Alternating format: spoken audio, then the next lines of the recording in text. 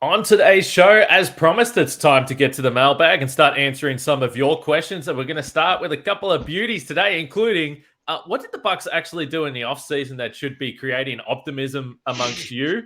And then secondly, between the three guys that have been mentioned in trade, rumors, reports, Grayson Allen, Bobby Portis, Pat Connaughton, which one do the Bucks need the most? And can they afford to lose any of them? We're going to answer those questions today. You are Locked On Bucks, your daily Milwaukee Bucks podcast, part of the Locked On Podcast Network, your team every day.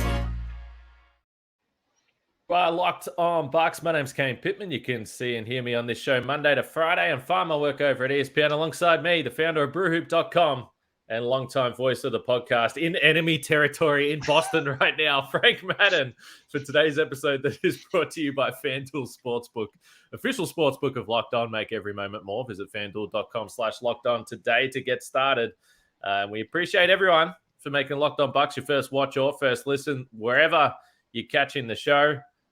Thank you for providing the content and sending in your questions. I put out a call on the YouTube channel on the community section. So if you subscribe on YouTube, even if you don't watch the show on YouTube, maybe at night, just cast aside 5 minutes, check the community channel. You can drop in some questions. It's the easiest way to get to us because I don't know what's going on with Twitter or X or whatever the hell it's called right now. But we appreciate the support. Drop a like, a comment, subscribe, rate, or review wherever you see the show. Frank, we've got some questions to get to on today's show. And I like the first one, and I wanted to start here because we've been talking about the offseason for the last few weeks, trying to figure out what's going on with this team. And in general, I keep coming on here and saying that, yeah, the Bucks are still going to contend. Yeah, they'll still be one of the best teams in the East. But this question came through. What have we done this offseason that gives us any more confidence that this season will be better than the last? Frank, how do you answer that question? So I like that those framed this way, because if you just ask the question like, should the Bucks be contenders, right? Yes. Then I think that's the question that we're used to being like, well, yeah, like we just celebrated only the 2-year anniversary of this core winning an NBA championship. And look, as much as I think PJ Tucker was important to that, like I'm not going to sit here and tell you that, Giannis and Chris and Drew and Brooke Lopez in particular, like, we're overly beholden to any single role player on that team, right? So I think there's an obvious argument for why the Bucks are in that kind of top echelon of contenders. I think you can certainly make the case that, like Denver should sit above everyone because they just proved that they could cruise through the playoffs and win an NBA championship. And they're bringing back, again, the core. They're not bringing back all the role players, but they're bringing back the core kind of, starting group that they had last year. I think it's a valid question that it does shine a light on what went wrong, what were the flaws of last year's team, and what have the Bucks done to address that. And I think the only thing that you can like point at from a roster construction or kind of overall organizational perspective that has changed is the coaching position, right? And so I think I know you and I were always on the one hand. I think in general, our view is that people too quickly jump on coaching as an issue. And again, for us, obviously, the last 5 years, Mike Budenholzer has been the Bucks coach, so we always kind of sort of have these discussions through the lens of Bud. And I think we generally felt like Bud got a lot of grief when again he was certainly culpable in some of the Bucks issues. Again, lack of some flexibility with regards to lineups, things like that. Sure, certainly, especially at times, he was guilty of that. But I think the interesting thing was that Bud also made changes over the 5 years that he was in Milwaukee, right? I mean, the most obvious one after the first loss to Miami in the bubble, the move to putting guys in the dunker spot to change the geometry of the court more so that it wasn't just always, essentially 4 out around Giannis. To manipulate who was having to, be helping, right? Putting guards in the dunker spot sometimes so that you have small guys helping rather than big guys, things like that, right? And the very next year they won an NBA championship, So, and again, not that it was like purely that, but there was an openness to making changes. And I think the big one last year, which I'm really curious about, was basically the decision to like, we're not going to help as much when guys attack Brooke and Giannis, and we're going to stay home on 3-point shooters.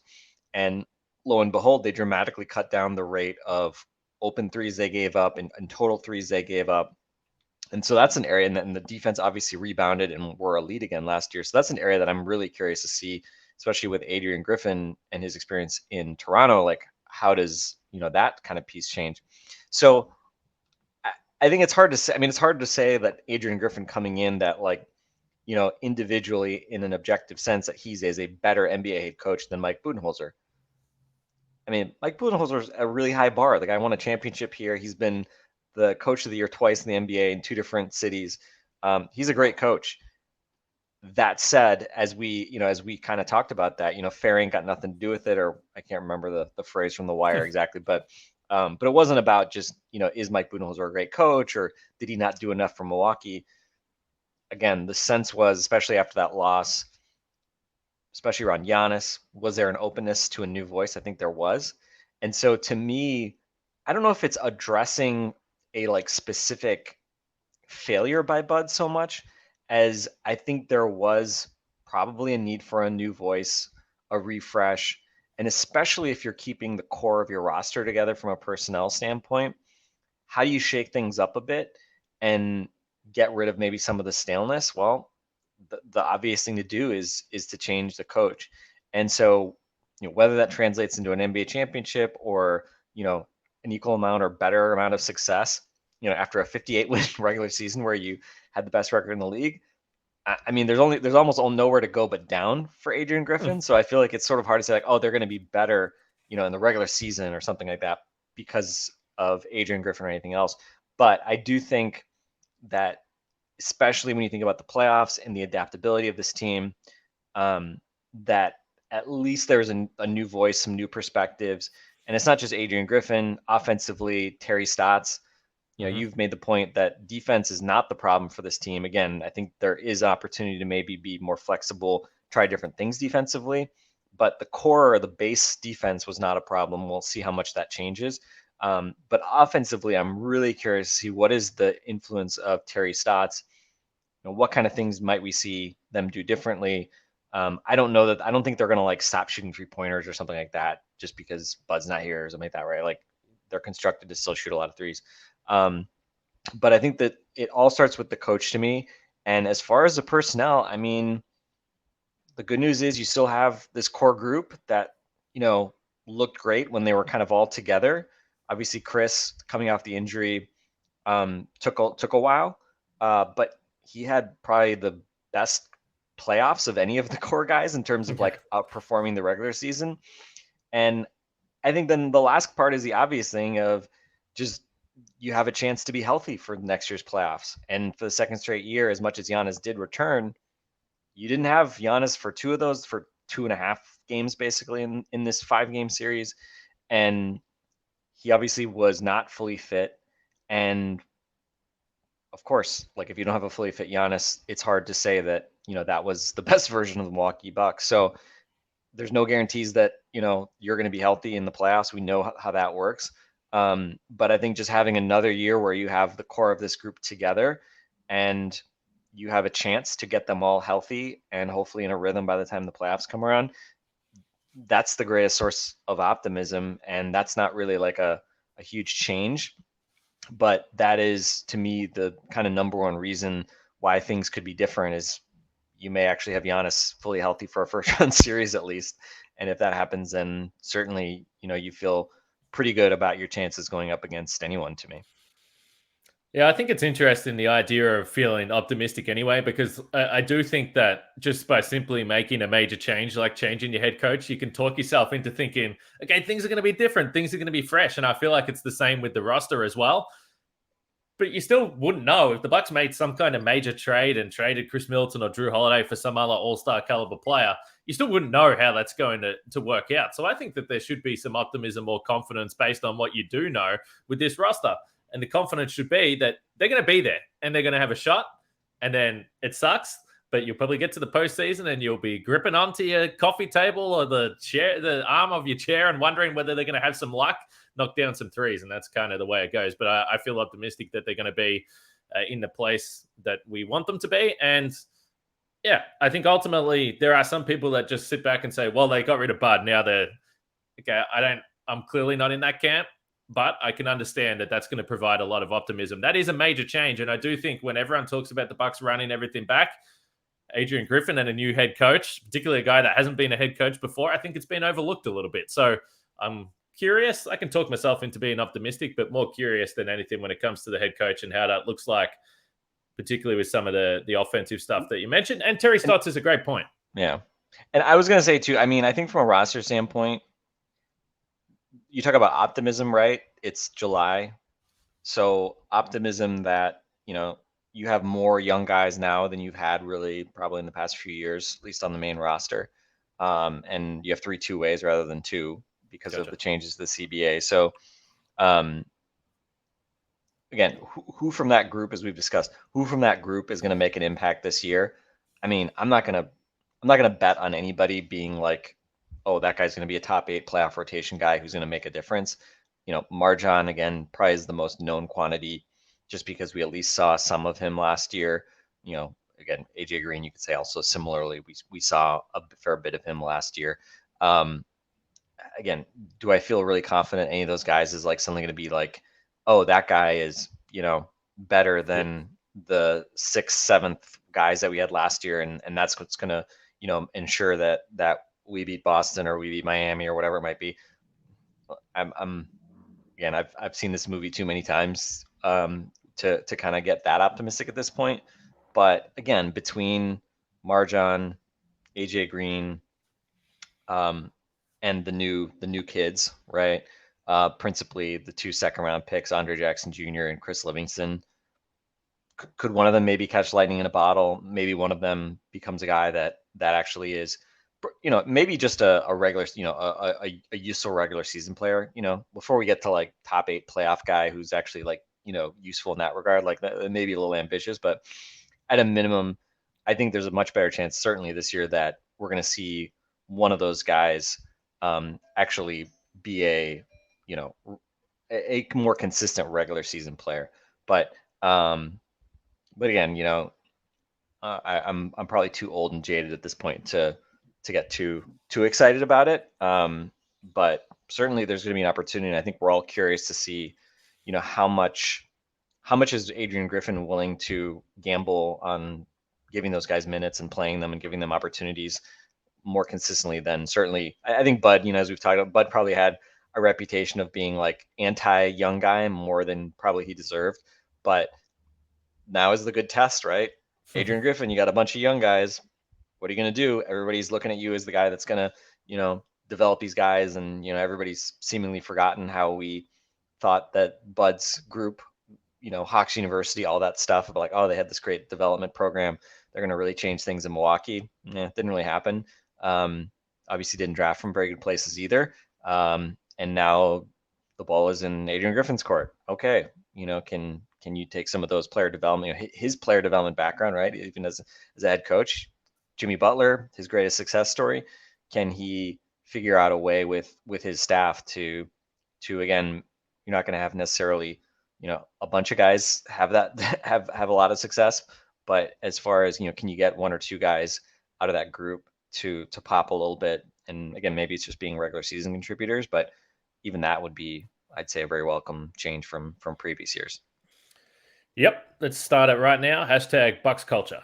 That's what we're going to have rolling here. Hey, you mentioned guys that are in the rotation and have been in the playoff rotation. So we've got a question coming up next on Grayson Allen, Pat Connaughton, and Bobby Portis. But first, we'll talk about FanDuel.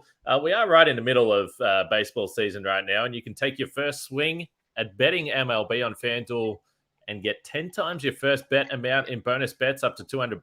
That's right. Just bet $20 and you'll land $200 in bonus bets, win or lose. That's $200 you can spend on everything from the money line to the over and unders to who you think is going to get the first or hit the first home run. So I mentioned some FIBA World Cup odds yesterday. Let's go to Group C specifically, the USA minus 620. Greece coming in there at plus 470. And I wonder how much this has been impacted by the uncertainty of Giannis, but you can keep track of Group C and all the other groups for the FIBA World Cup coming up next month on FanDuel.com. FanDuel.com/locked on. You can get a $200 bonus bet. That's FanDuel.com/locked on. FanDuel, official partner of Major League Baseball.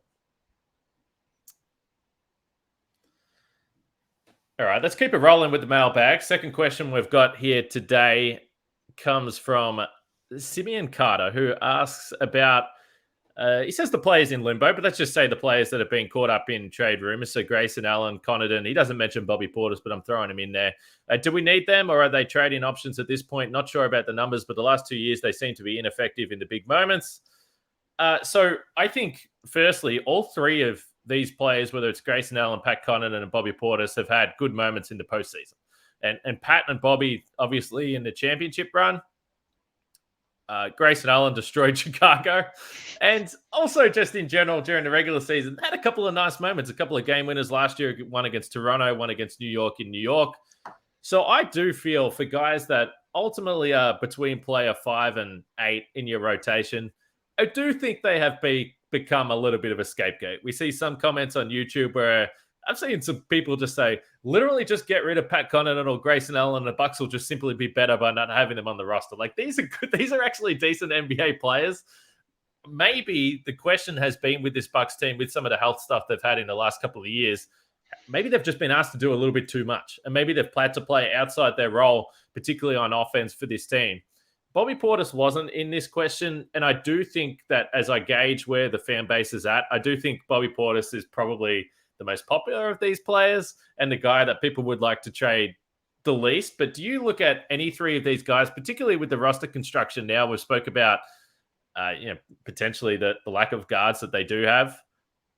I guess there's two ways to look at it. Is there any one of these guys that you're like, yeah, I don't think the Bucks can lose? And then secondly, I guess the question has to be, if you're making a trade and you think that you're bringing in someone of value, who has the most value? Because that is also clearly important.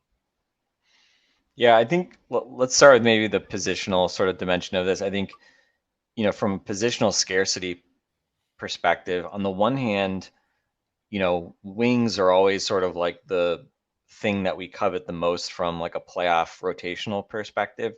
I think Grayson, even though Grayson and Pat are kind of like nominally, like I think they're both listed at 6'4" technically.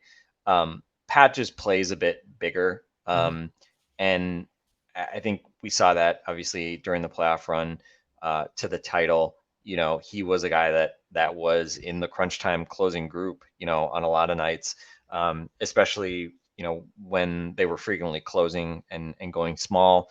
Pat was a guy that could play high leverage minutes, hit a ton of big threes. And Grayson, obviously, coming the next year, the two subsequent years, has only played three playoff series for the Bucks, and obviously was very forgettable against Boston, which is the series that everyone remembers. So the forgettable series he's remembered, but was actually shot extremely well against Miami last year, or this spring, and of course just lit the Bulls on fire in that first round series a couple of years ago, or a little over a year ago. So I mean he's actually had some moments in the playoffs, but I think he's more of a pure shooting guard. We haven't really seen him, do a whole lot of playmaking. I think him and Pat are both similar in that, the extent of their playmaking will be sort of like taking a dribble handoff, attacking, and then, finding Giannis as a roller with a wraparound pass or something like that. They're not kind of high level playmakers. I think Bobby is interesting because, his playoff career is very checkered, I would say, right? He's had some memorable, again, we remember some of his extremely absent playoff series, the Boston series. He did have that big tip in the game 5 that basically won it, but really couldn't score effectively in that series at all. The Brooklyn series, obviously, he was benched during the title run, and last year against Miami, really didn't make an impact, didn't play a lot, to be honest. And so you can say, well, isn't that kind of just reflective of the fact that there isn't just a lot of room for a kind of combo big to play in the playoffs when Giannis is playing more? Brooke maybe doesn't play a whole lot more, But then you probably want to have a small ball option that, whether like it was PJ a few years ago, playing somebody like Pat Moore, maybe Jay Crowder. I'm sure Jay Crowder would want to be part of that kind of like small closing lineup. So like, is there even like a big role for Bobby Portis in the playoffs? I think it's unfortunately a valid question. That said, during the regular season, he's extremely valuable, right? I mean, you look at just sort of the regular season, like the counting stats, like obviously the counting stats are extremely impressive. You look at something like EPM, which is, one of the kind of all in metrics. He was a negative last year, but he was, between +1 and 2 the previous 2 years. Grayson and Grayson, I think, was like +0.2 last year. Pat's like never been above like -1 or something like that, right? Like, some of the metrics I think reflect that Bobby is like an extremely productive regular season big guy. And, I mean, they stayed afloat. I mean, they won 52 games with Brook Lopez missing the majority of the season. And I think a huge part of that was the fact that Bobby Portis, you need somebody to step up and play a lot of minutes. Okay, maybe he's not going to be an impact defender or anything like that. But he's a guy that can go out and get buckets, be efficient. And he's, it's the thing, like efficient above the break 3-point shooting big men just do not grow on trees. And that's a very valuable skill for a team like the Bucks. So there's kind of, I think, different arguments, for all of them. I think, they're all like Pat's the oldest, but it's not like one of them is 23 and has a ton of upside and the other's like 33 or something like that. Like they're all kind of in the same range.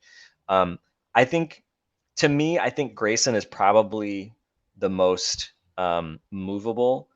Probably also, I mean, I'm probably, this is red meat for the masses, Kane, because he's the guy that everybody's been trying to trade. He wasn't part of the championship team, so he doesn't have that kind of luster, but he's also an expiring contract, which, there's potential upside to that, definitely an easier salary to move. And it obviously the question, I mean, if you don't want to keep this guy, then you should trade him before he hits free agency next summer. So I think he's maybe the easiest guy to pick on. And again, I think I just sort of come back to the fact that Connaughton, I mean, we've seen him be, the question I think we always come back to, is this guy a top 8 playoff rotation guy? Pat is the one guy we can unquestionably say has shown that he can be that. And I mean, you look at Pat's playoff numbers the last few years. So his true shooting percentages, granted, last year he only played 4 playoff games.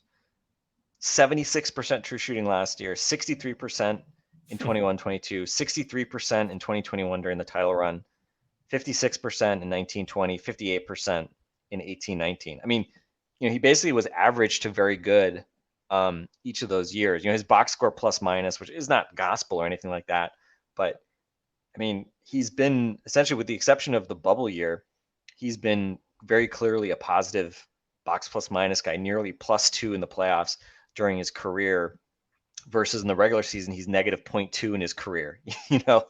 So I mean, this is a guy who has really stepped up in the playoffs and been a guy that, because he plays, I think, a little bit bigger defensively, he's a good rebounder, and he's a very willing, 3-point shooter, whether it's from the corners or from above the break. He will shoot long threes, and I think he also gets his threes off more quickly and at a higher volume than someone like Grayson.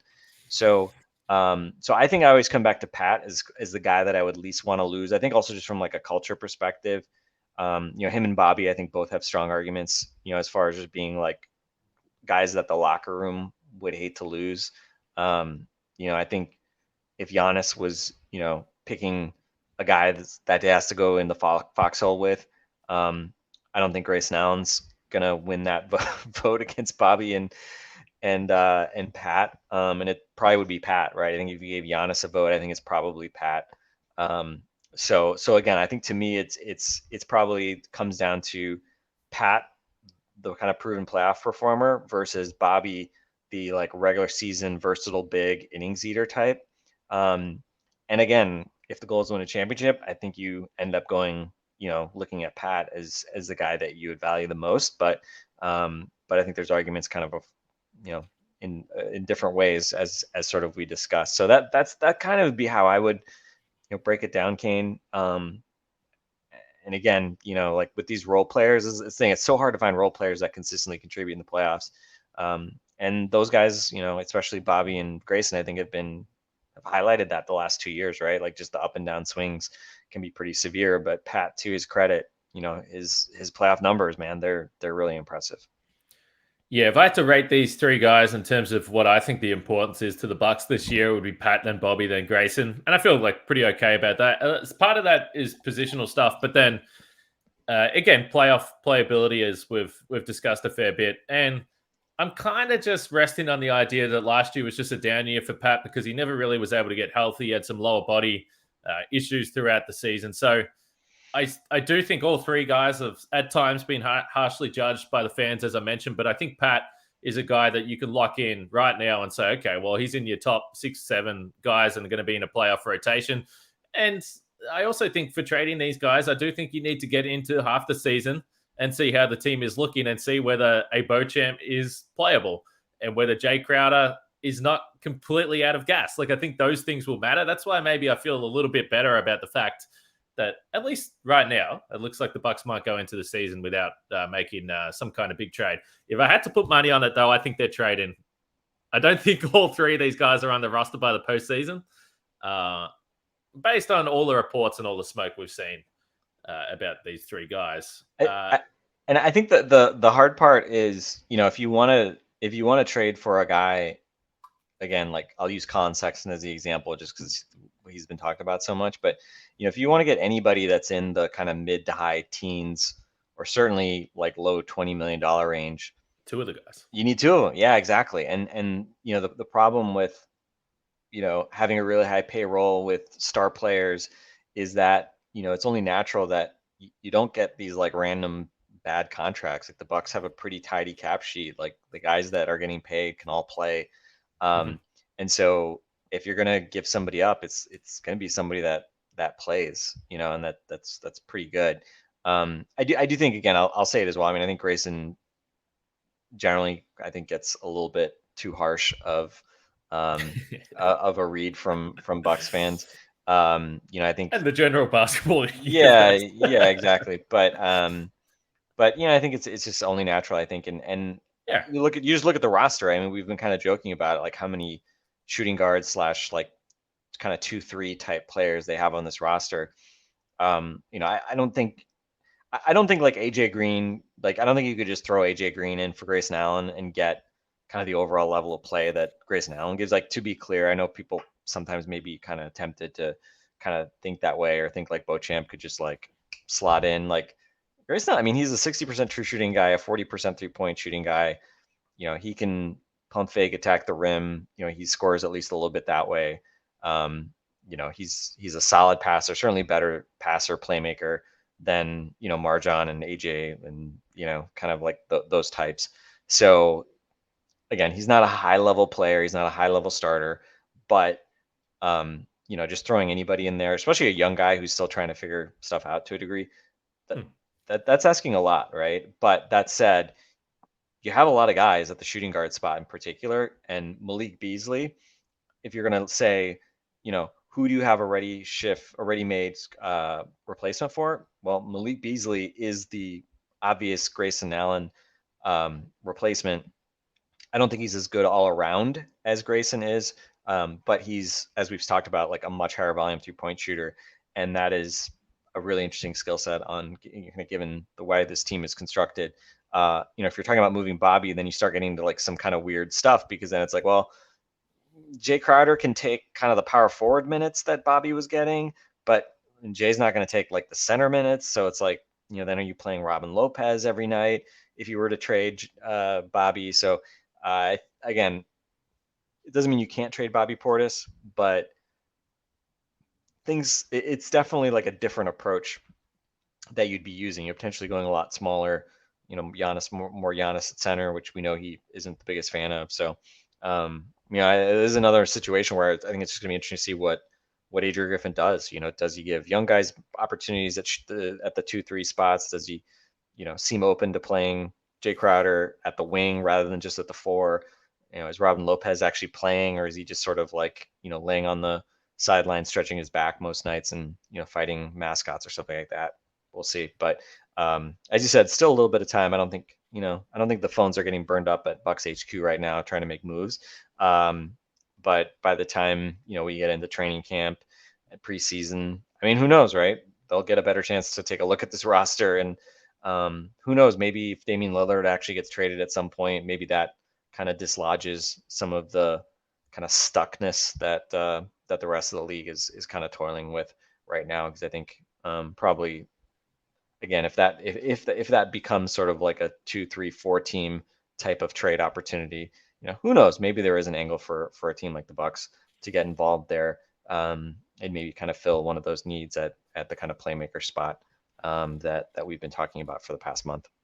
All right. You mentioned Adrian Griffin and some of the changes he could make. We've got a question related specific to the offense, so we're going to get to that on tomorrow's show. So make sure you tune in to Locked On Bucks. But let us know your feedback from today and some of your thoughts on the questions we asked. Are you optimistic, and why are you optimistic about the Bucks this year being better than last year? And then the Grayson, Pat, Bobby debate is a fun one to have. And as we said, two of those guys, championship players, much loved figures around the team as well. So let us know what you thought about today's show. The mailbag continues tomorrow. Make sure you continue to drop your questions in the community section on the Locked On Bucks YouTube page. We'll catch you all tomorrow.